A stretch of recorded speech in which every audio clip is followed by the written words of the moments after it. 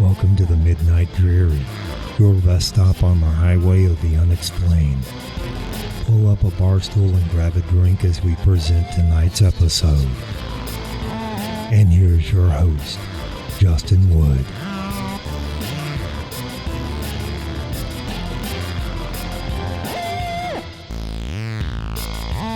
Welcome guys to the Midnight Dreary. I am your host, Justin Wood, and we are your rest stop on the highway of the unexplained.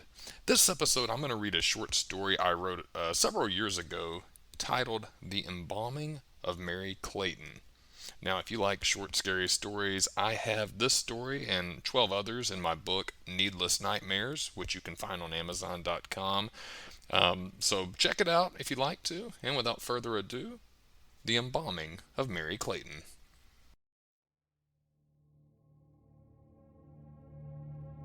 Mary Clayton was a unique woman who lived a life to excess in every manner possible.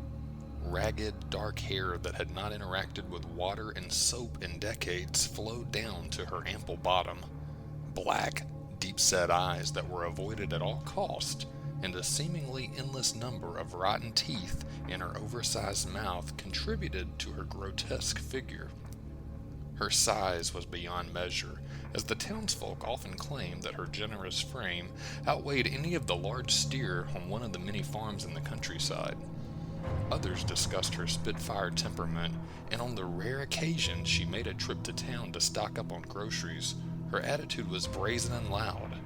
Unless it was absolutely necessary to speak, her only words were asking shocked citizens, "What the hell are you staring at?"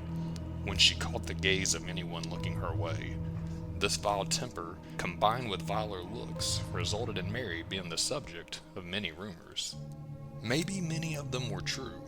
Even so, it was unlikely that Mary would ever confirm or deny them. Home to Mary was a boarded-up shack off a wooded path that was better suited for kudzu and termites. No one ventured down that way, and as far as everyone knew, she lived there all alone. That wasn't always the case.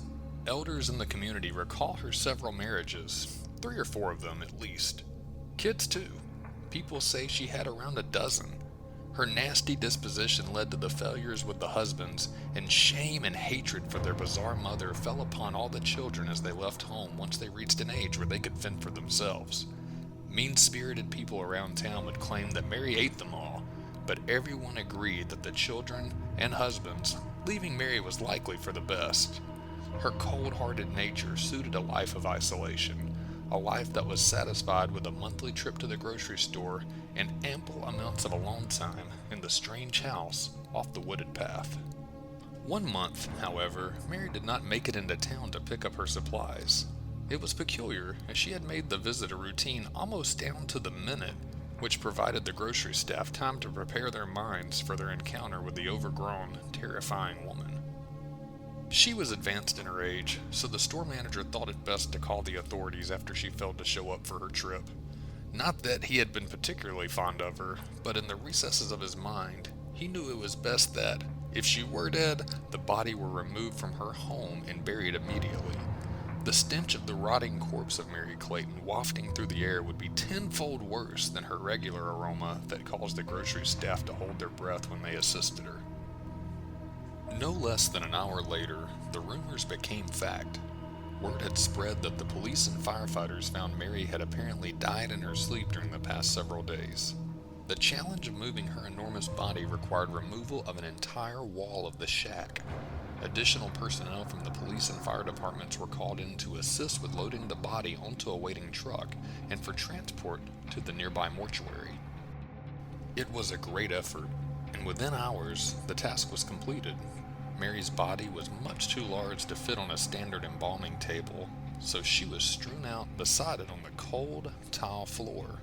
The mortician knew his tools would not work properly on a body this large, so he asked his assistant to begin the preparation for the embalming procedure while he went to get more supplies. Upon his return, the mortician froze in fright.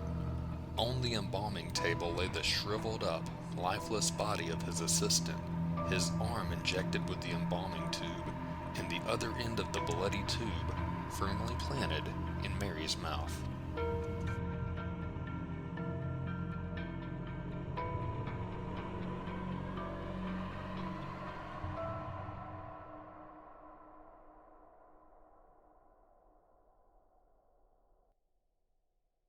And there you have it, guys, the embalming of Mary Clayton. Short story I wrote years ago. Again, this is from my book Needless Nightmares, which you can find on Amazon. Pretty sure all you have to do is just go to the search bar, type in Needless Nightmares, and it should pull right up. I will keep doing some of these short stories, short podcasts for you guys to listen to, especially as Halloween is getting closer. I think those are pretty fun. And these will be in addition to the longer podcasts that we get during the week where we just explore the unexplained and the paranormal. And with that, guys, thank you for tuning in. Again, Justin Wood here at the Midnight Dreary, your rest stop on the highway of the unexplained. Have a great week. Thanks for stopping by the Midnight Dreary. We'll be open again next week to serve up more drinks and more mysteries. Until then, safe travels.